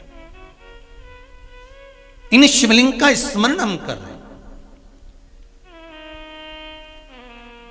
अब कई लोगों को यह ज्ञात नहीं है कि कौन से शिवलिंग पर क्या चढ़ा दिया जाए कि उसका फल हमको 4 गुना मिल जाए। हम चढ़ाते जरूर हैं, आप भोजन करते जरूर हो, पर कोई डॉक्टर के पास जाओगे, डॉक्टर साहब से कहोगे डॉक्टर साहब मेरी आंखों से कम दिख रहा है, मेरी आंखों से नजर नहीं आ रहा है, मेरी आंखों में जाला पड़ रहा है, मेरी आंखों से कम कम दिखे, क्या करना चाहिए? तो डॉक्टर साहब बोलेंगे एक काम करो, तुम थोड़ा सा गाजर खाना चालू करो। अब तुम रोटी तो खाते थे, सलाद भी खाते थे, पर डॉक्टर ने कहा गाजर खा। अब तुमने गाजर खाना प्रारंभ करा, गाजर खाना प्रारंभ करा तो आंखों की ज्योति बढ़ना प्रारंभ हुई। तो कोई अगर तुम्हें कोई मार्ग बताए कि भाई भोजन तो कर रहे हो, रोज कर रहे हो, पर किस पदार्थ से हमारे शरीर को क्या लाभ मिलता है, ये कोई ज्ञानी, कोई डॉक्टर बता सकता है, कोई गुरुजन बता सकता है।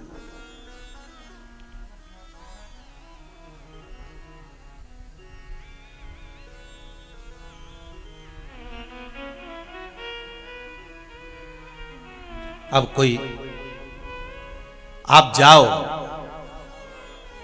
और कोई से जाकर कहे कि महाराज हमें बताओ कि पारत का शिवलिंग है तो हम उस पर क्या चढ़ा दें कि हमारी मनोकामना पूरी हो जाए। सफेद शिवलिंग है तो उस पर हम क्या चढ़ाएं कि हमारी मनोकामना पूर्ण हो जाए। काले पाषाण का शिवलिंग है तो हम क्या चढ़ाएं कि हमारी मनोकामना पूर्ण हो जाए। स्फटिक का शिवलिंग है हम क्या चढ़ाएं कि हमारी मनोकामना पूर्ण हो जाए। मां नर्मदा के जल से निकला हुआ नर्मदेश्वर शिवलिंग है, हम उसे क्या समर्पित कर दें कि हमारा कार्य सिद्ध हो जाए। भगवान का एक नाम है अघोर। ब्रह्मा जी को दर्शन दिया, अघोर मतलब सिद्ध नाम, सिद्ध करने वाला, कार्य की सिद्धता देने वाला। और बहुत ध्यान से सुनना भाई नवेगांव वालों, फिर कहूंगा अगर दिल में कोई बात है और आपकी वो कामना पूरी नहीं हो रही, बहुत प्रयास कर लिया आपने, कामना सिद्ध नहीं हो रही, एक लोटा जल, एक जल का पात्र लीजिए, उस जल के पात्र को लेकर उसमें थोड़ा सा लाल चंदन डालकर बेलपत्री के वृक्ष के नीचे और देवादिदेव महादेव को चढ़ाना प्रारंभ कर दीजिए। शिव को चढ़ाना थोड़ा सा जल, उसके बाद में एक लोटा जल स्वच्छ फिर शिव जी को चढ़ाओ।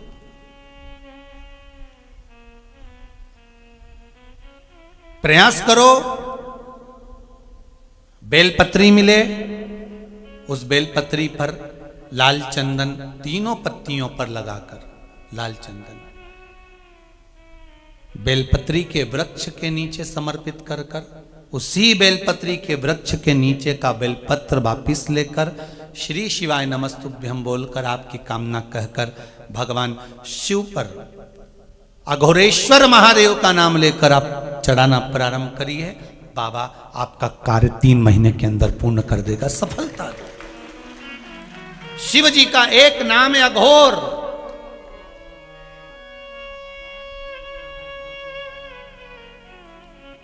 ईश्वर, तत्पुरुष, शिव का एक।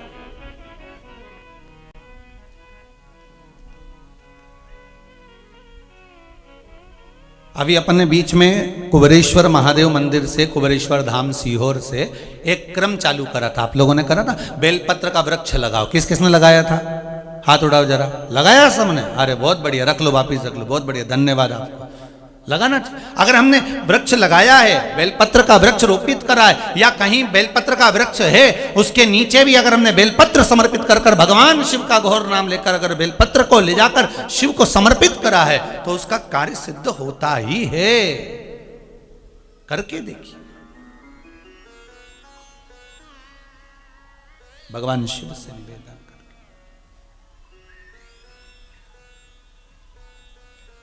महाराज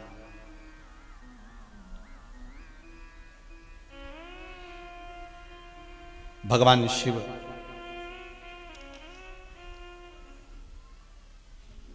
वो साधारण नहीं, पूरे संपूर्ण विश्व का कल्याण करने वाला।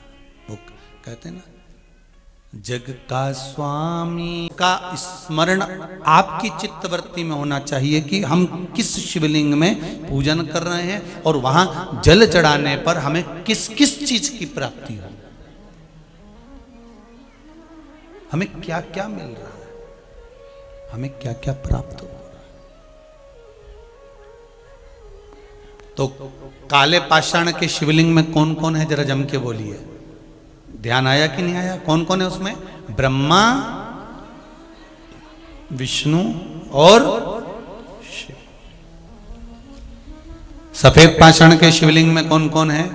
शिव, चंद्र, सूर्य और मां जगत जननी जगदम्बा, मां आद्य शक्ति,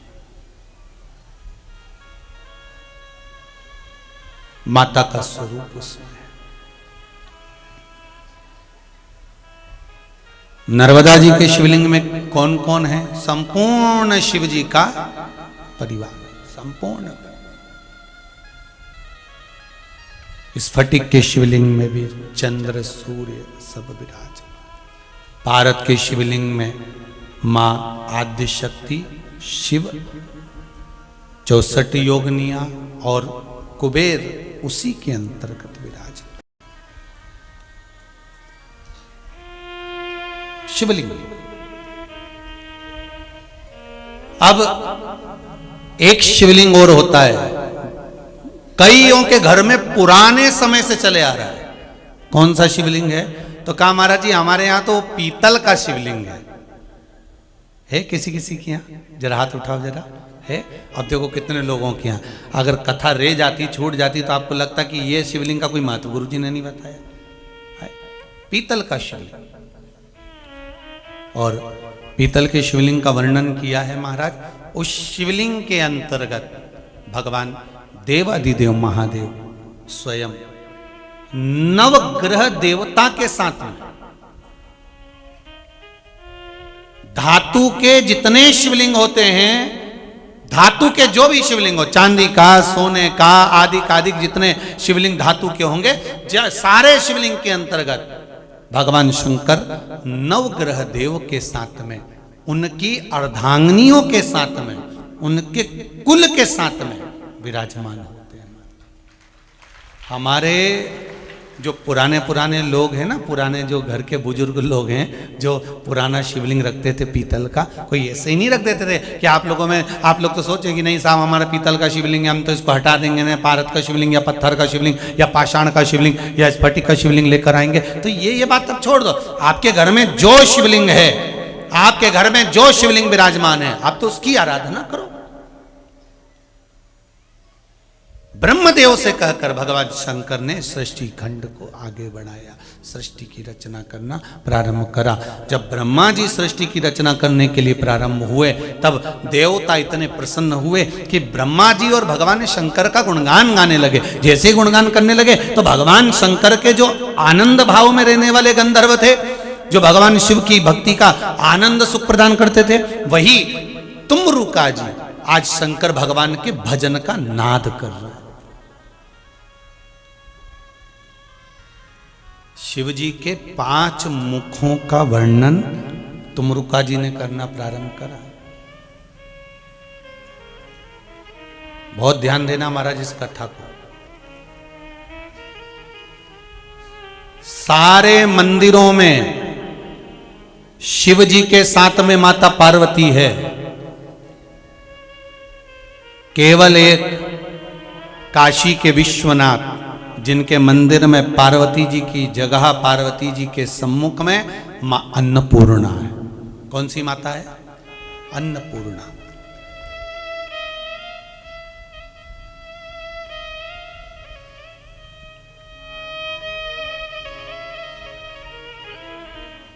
काशी कितने कोस की है? पहले कथाओं में कहा है। काशी कितने कोस की है?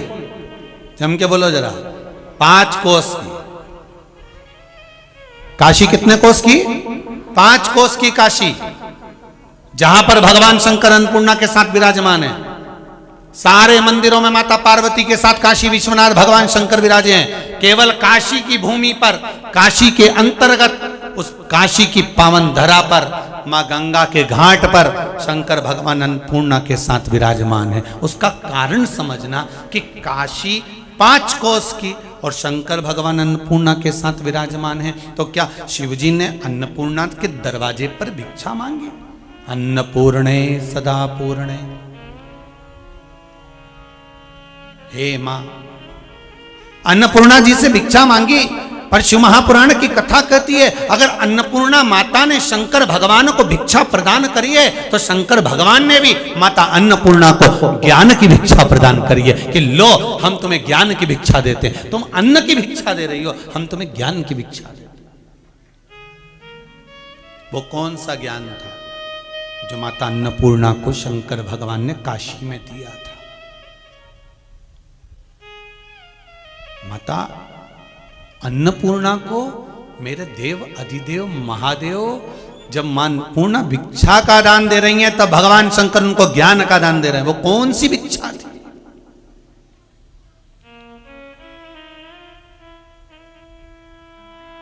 वो कौन सी भिक्षा? अन्नपूर्णे सदा पूर्णे शंकर प्राणवल्लभे, हे मां, हे मां। शिव कह रहे हैं भिक्षाम देई, पर माता अन्नपूर्णा ने भिक्षा दे दी। अन्नपूर्णा जी ने कहा बाबा रुको, आप हमें अगर कुछ दे रहे हो तो हमने सुना है जो देता है और जो लेता है तो लेने वाला कुछ तो देकर जाता है। तो शंकर जी ने अन्नपूर्णा जी से कहा आपको क्या चाहिए वो बताओ, आपको क्या दिया जाए? आज के ज़माने में अगर हम किसी भिक्षुक को, किसी भिखारी को रुपया दे दें, अब वो दरवाजे पे खड़ा है और तुमने उसको 1 रुपया दे दिया तो उसको तो गुस्सा आ जाता है, बताओ 1 रुपया दिया, अपशब्द कह जाता है। बल्कि अगर किसी को कुछ दिया जाए, किसी को तुमने रोटी दी, कम्बल दिया, सामान दिया, तो उसको क्या चाहिए कि वो तुम्हारे को आशीर्वाद देकर जाए कि भैया बहुत अच्छा करा, आपने मुझे ये दे दिया, अच्छा हुआ मैं भूखा था, आपने मुझे भोजन दे दिया, अच्छा हुआ आपने ये कर दिया। तो वो गुणगान गाए कि आपने मुझे ये दिया है, आपने मुझे ये प्रदान किया। तो शिवजी कह रहे हैं कि मांगो क्या चाहिए। अन्नपूर्णा जी कहती हैं बाबा हमने आपको भिक्षा दी है, आप भी कुछ भिक्षा में दे दीजिए, आप भी कुछ भिक्षा दे दीजिए, क्या चाहिए बोलो बोलो क्या दिया है। तो अन्नपूर्णा महारानी ने संपूर्ण विश्व के कल्याण के लिए शिव जी से उनके जो 5 अवतार हुए हैं, उनने जो ब्रह्मा जी से सृष्टि की प्रकरण को आगे बढ़ाने का क्रम कहा है उसको सुनना चाहा है। माता अन्नपूर्णा कर रही है भोलेनाथ आप अपने अवतार के कारण बता दीजिए, आपके अवतार के स्वरूप बता दीजिए।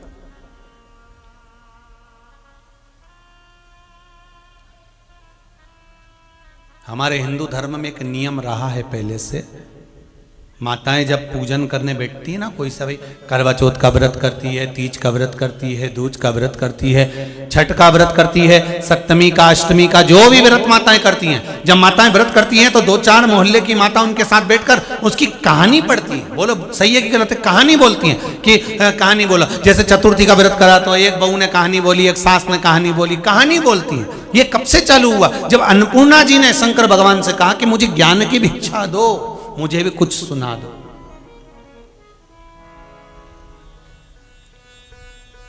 मुझे भी कुछ, जैसे पार्वती जी ने शिव जी से कहा था भोलेनाथ सुना दो वही कथा जिसे सुनकर मैं भी अमर हो। हे शंभु, हे शंकर, ऐसी कथा मुझे भी सुना दो जिस कथा को सुना था मीरा ने, जिस कथा को सुना था मीरा ने, भोलेनाथ सुना दो ऐसी कथा जिसे मैं भी सुन के अमर हो। शंभु, वो कथा मैं भी सुनना चाहती हूँ, वो मैं भी श्रवण करना चाहता हूं। भगवान शंकर अन्नपूर्णा को अपने 5 मुख की कथा कर रहे हैं। शिव जी प्रसन्न हो गए, अन्नपूर्णा मेरा वर है तुझे, प्रत्येक घर में, रसोई घर के अंदर तू सदा विराजमान रहेगी, प्रत्येक घर में तू विराजमान रहेगी। बहुत ध्यान देना इस कथा पर। शिव जी अन्नपूर्णा से कह रहे हैं, तुमने मुझे भिक्षा का दान दी, मैंने तुम्हें ज्ञान का दान दिया। और सुनो अन्नपूर्णा, प्रत्येक घर में, तुम रसोई घर में सदा विराजमान रहोगी। अन्नपूर्णा रसोई घर में, अन्नपूर्णा जी कह रही हैं कि मुझे स्थान क्यों दे रहे हो, रसोई घर में ही मुझे स्थान क्यों दिया। अन्नपूर्णा महारानी को रसोई घर में स्थान क्यों दिया। तब शंकर भगवान ने कहा, अन्नपूर्णा जहां पर रस का भंडार होगा, पूरे परिवार के लिए जहां भोजन का निर्माण होगा, तू वहां पर बैठी रहेगी, तो जो ज्ञान मैंने तुझे दिया तू उस भोजन में वो ज्ञान प्रदान करेगी। जितने लोग ग्रहण करेंगे उनकी बुद्धि संवर जाएगी। जहां से निर्माण हुआ वहीं से बुद्धि संवार दी जाए। जहां से निर्माण हुआ है वहीं से बुद्धि को संवारा जाए। अन्नपूर्णा प्रसन्न हो गई। अन्नपूर्णा जी के हृदय में सुख समाहित हो गया। अन्नपूर्णा जी के हृदय में आनंद समाहित हो गया। ये प्रसंग को तुमरुका जी ने देवलोक में गा दिया। ध्यान दीजिएगा, यही 5 मुख के प्रसंग को तुमरुका जी ने देवलोक में गाया। और जो तुमरुका जी ने गाना चालू करा, इतने में तो देवऋषि नारद का आगमन हो गया।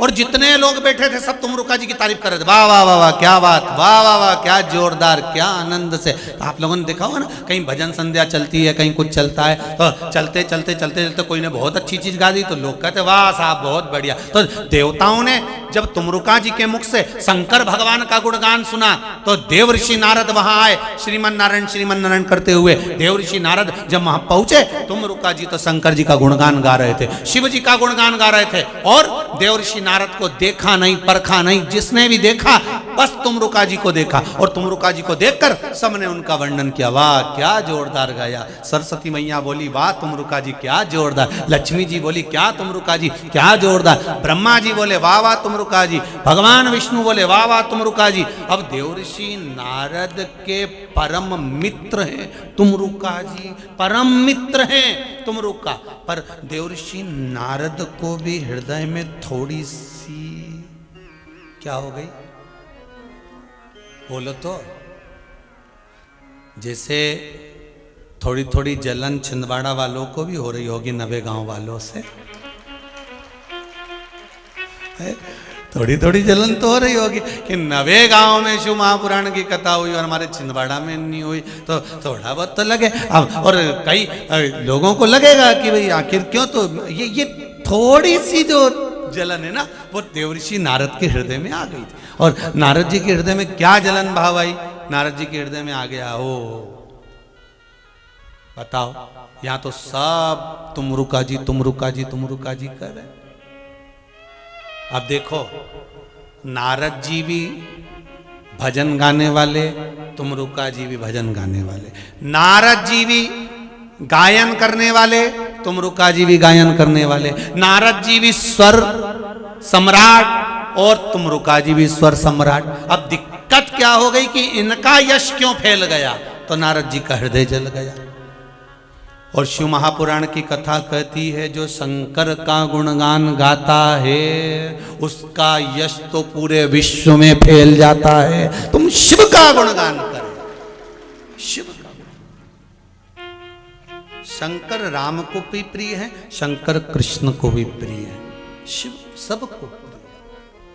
जो भोला भाला व्यक्ति होता है ना, एकदम सीधा साधा, वो सबको प्रिय लगता है, एकदम सीधा।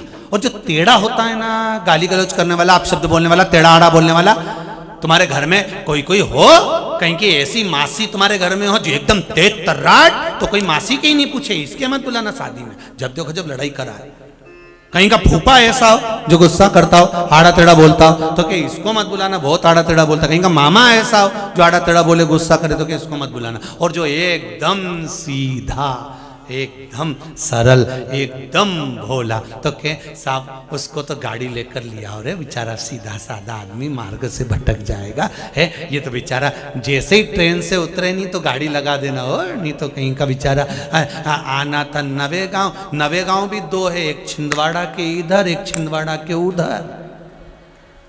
वो तो आज मालूम पड़ा जब एक भगत का फोन सीओर पहुंच गया कि कथा कहाँ हो रही है, तो कहा नवेगांव। तो क्या हम नवेगांव तो पूरा छान लिए, कथा ही नहीं मिली। तो फिर उन्होंने फोन लगाया कि भाई नवेगांव में कथा कहाँ हो रही है, तो कि नवेगांव में कथा तो बैंक के पीछे। अच्छा, तो वो बैंक के पीछे भी गया, तो क्या हम बैंक के पीछे गए तो वहां तो सुअर घूम ही रहा है, ढेर सारा, मतलब नवेगांव में कथा, वहाँ तो 3-4 सुंगरा घूमी रही।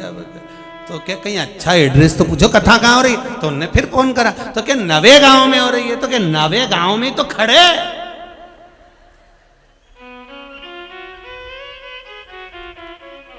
तब फिर एक कार्यकर्ता से पूछा, तो उन्होंने बताया साहब स्टेशन वाला नवे गांव, उस नवे गांव में स्टेशन नहीं है, इस नवे गांव में स्टेशन है। तो फिर समझ में आया। तो वो कि हम तो बताओ 70 किलोमीटर दूर आ गए। अब बताओ, जाना था इधर, पहुंच गए उधर।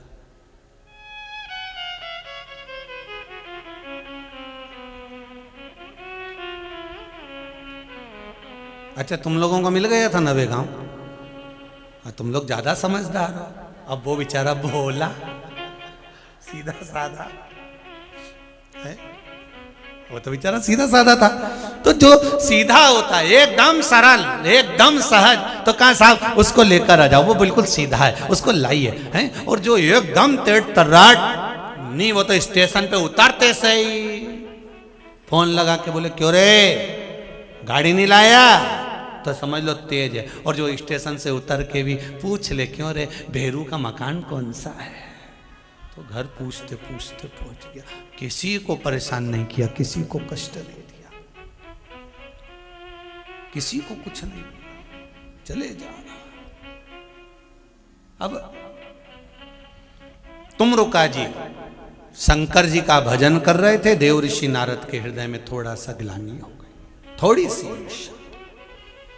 और ये ईर्ष्या केवल नारद जी को नहीं होती, संसार में आप कोई कार्य कर रहे हो, आपने कपड़े की दुकान खोली, आपने पान की दुकान खोली, आपने कहीं नौकरी करी, आपने कहीं सर्विस करी, आपने कहीं बिजनेस करा, आपने कहीं भजन करा, आपने कहीं कीर्तन करा, आपने कहीं कथा करी, आपने कहीं राम नाम लिया, आपने कहीं कृष्ण नाम लिया, तो जो बाकी के होंगे ना देव ऋषि नारद और तुम रुका समझ लो, और देव ऋषि नारद जैसे कोई होंगे तो उनका हृदय थोड़ा जलेगा। बताओ इसका चल रहा है, इसकी सत्ता चल रही, इसको लोग सुन रहे, हमें क्यों नहीं सुन रहे, हमारे को तो इससे अच्छा आता, इसको तो ज्यादा ज्ञान भी नहीं, हमको तो पूरा ज्ञान, फिर हमारी क्यों नहीं चले। तो नारद जी को लगा मेरे को सारे स्वर आते हैं, सब कुछ आता है, फिर आखिर क्यों ऐसा हो रहा है। तो नारद जी को थोड़ी सी ईर्ष्या जाग गई, ईर्ष्या जागी, भगवान विष्णु के पास गए। भगवान विष्णु ने पूछा नारद जी क्या बात है, आज तुम्हारा चेहरा उतरा हुआ है, तुम्हारे चेहरे पर चमक नहीं दिख रही, तुम्हारे चेहरे पर रौनक नहीं दिख रही। नारद जी बोले अब हम क्या बताएं, बस अब बोल नहीं सकते, बस तो कुछ तो बोलो। नारद जी बोले श्रीमन नारायण। तो भगवान विष्णु बोले तो ये तो तुम रोज बोलते हो, कुछ अच्छे से तो बोलो। रोज बोलते हो उसका बोलना अलग है, और आज जो बोल रहे हो उसका बोलना अलग है। जब अंदर से ईर्ष्या जाग जाती है ना, कई माताएं शादी के बुलौए में जाती, माता पूजन में जाती, रिसेप्शन में जाती, जब अपने रिश्तेदार के यहाँ रिसेप्शन में जाती है और खुद की शादी से अच्छी शादी सामने वाले की दिखती है, तो उसमें सोच लेती है हाँ हरामकारिया तो लुटा लिया।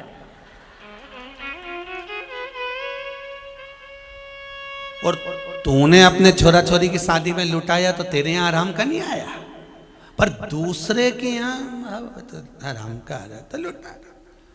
अब उसके यहाँ अगर उसकी बहुएं, उसके बेटे, उसकी बेटियां महिला संगीत में नाच ले, तो ये अंदर बैठी बैठी कोनी मार के कुड़ के देख तो ले जरा, देख ले जरा, सूरत तो मेंढकी जैसी और फुदक रही यो तो बोला के? और खुद नाची तब, और खुद का चेहरा देख ले फिर, लंबा लंबा दांत,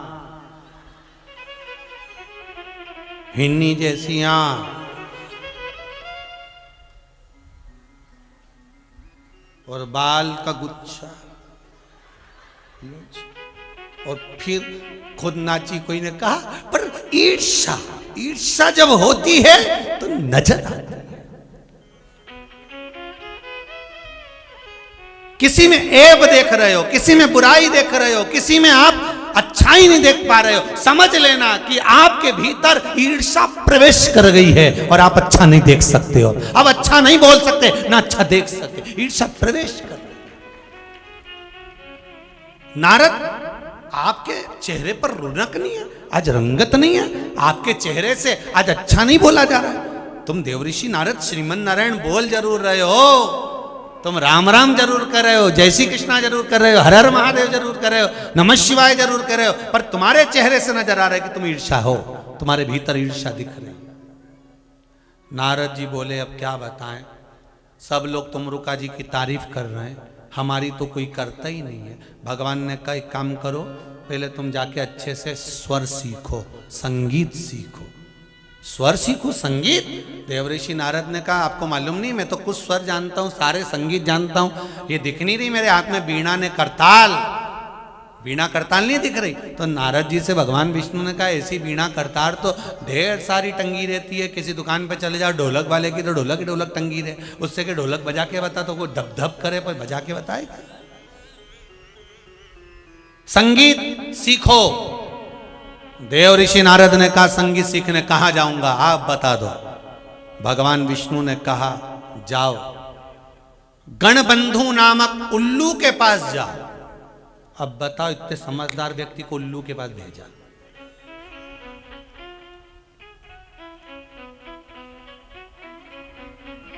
आज हम आशीष जी से कह रहे थे सवेरे, जब हम पुराण पढ़ रहे थे तो हमने आशीष से कहा आशीष हमारी थोड़ी आदत में है किताबें जरा पढ़ते रहते हैं, कोई सी भी पुराण उसको निकाल लो और उसको पढ़ते रहो।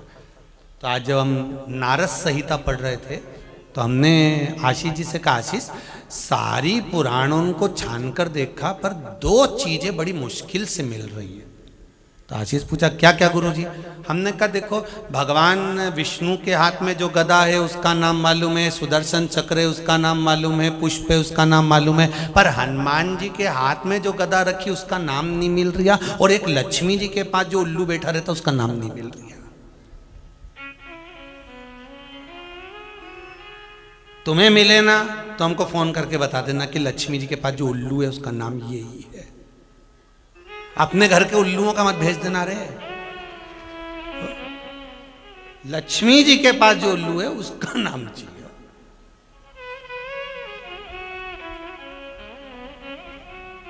बहुत प्रयास करा तब जाकर फिर दोनों चीज मिल गई, दोनों चीज मिल गई। स्कंद पुराण में हनुमान जी के हाथ में जो गदा रखी है उसका भी नाम मिल गया, और नारद संहिता में और नारद पुराण में जो उल्लू माता लक्ष्मी के पास बैठा उसका नाम भी मिल गया। दोनों चीज मिल गई, फिर दोनों चीज। तब भगवान भेजे जाओ जाओ। कहां जाओ? देव ऋषि नारद से कहा जाइए गणबंधु नामक उल्लू के पास जाइए। वो क्या करेगा?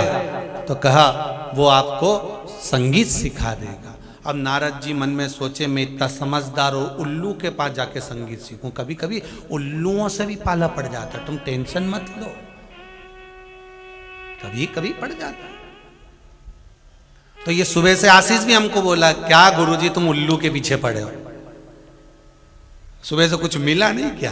तो हमने कहा उल्लू तो मिले, मिले तो पड़े। कौन सा उल्लू है? क्या नाम है उसका? जम के बोलिए जरा। गणबंधु। क्या नाम है? गणबंधु नामक उल्लू के पास देवऋषि नारद को भेज दिया। जाओ संगीत सीखो। नारद जी गए गणबंधु नामक उल्लू के पास में, जो संगीत सीखना चालू करा। नारद जी ने जो स्वर लगाना प्रारंभ करा, ऐसे ऐसे आलाप खींचे, ऐसा ऐसा स्वर लगाया, ऐसा ऐसा स्वर लगाया। नारद जी कई सालों तक सीखने के बाद वापिस भगवान विष्णु के पास गए। प्रभु मैंने सीख लिया।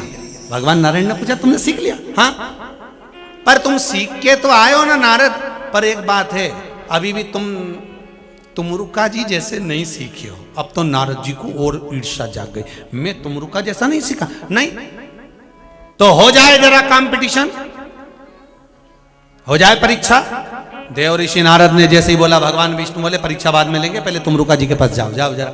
और जो नारद जी तुमरुका जी के पास गए तो क्या देखा तुमरुका जी के पास में, तो कुछ स्त्रियां और कुछ पुरुष तुमरुका जी के सामने, किसी का हाथ टूटा, किसी का पांव टूटा, किसी की आंख लाल, किसी की आंख गायब, किसी का मुंह टेढ़ा हो गया, किसी का हाथ टेढ़ा हो गया। तो नारद जी ने तुमरुका जी से पूछा कि तुमरुका जी ये आड़े टेढ़े नत्थु खेरे सारे टूटे टुटाए बैठे हैं, ये है कौन? इतने में तुमरुका जी बोले ये कोई नहीं है, तुम जो सीखने गए थे ना, ये सारे स्वर लहरियां संगीत के ये सारे स्वर हैं जो यहाँ पड़े हुए हैं। तुमने ऐसे ऐसे आलाप मारे, उनके हाथ पैर तोड़ दिए। हमारे दीनानाथ जी का भी एक शिष्य ऐसा ही है।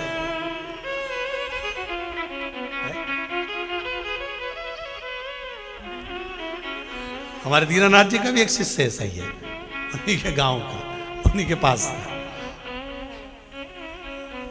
अब वो जो नारद जी ने गाने की विद्या सीखना चालू करो, जितने स्वर थे, जितने भी स्वर, जितने राग थे, स्वर थे, सब टूट फूट गए, सब तुमरुका जी के सामने खड़े। तो तुमरुका जी से नारद जी ने पूछा, तुमरुका जी ये कौन है? भगवान बोले ये तुम जो गा के आए हो ना, सारे स्वर है और सारे राग है। नारद जी ने हाथ जोड़ लिए, तुमरुका जी ये बताओ कि मेरी गायन की विद्या फिर कौन सिखा सकता है? तुमरुका जी बोले आप वापिस उस गणबंधु उल्लू के पास जाओ, वापिस जाओ और उसके चरणों में बैठकर, अब तुम उसे उल्लू मत समझना,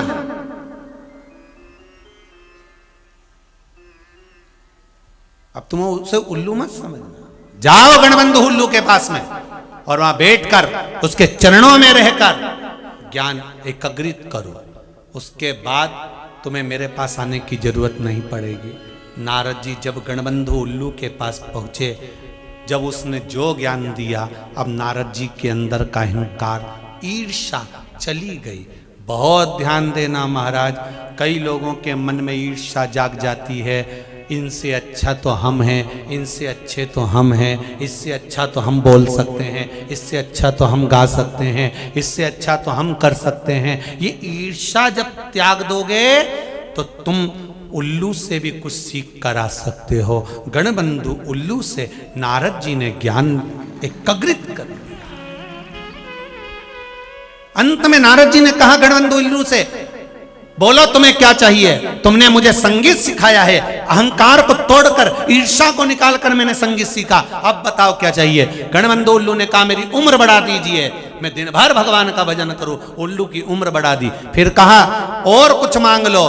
तब नारद जी ने जब गणबंधु उल्लू से कहा, उल्लू ने कुछ नहीं मांगा, तब नारद जी ने कहा हम तुम्हें वर देते हैं, अगला जन्म तुम्हारा गरुण का होगा, तुम उल्लू की योनि से छूटकर गरुण की योनि में आ जाओगे, हमारा वर है तुमको।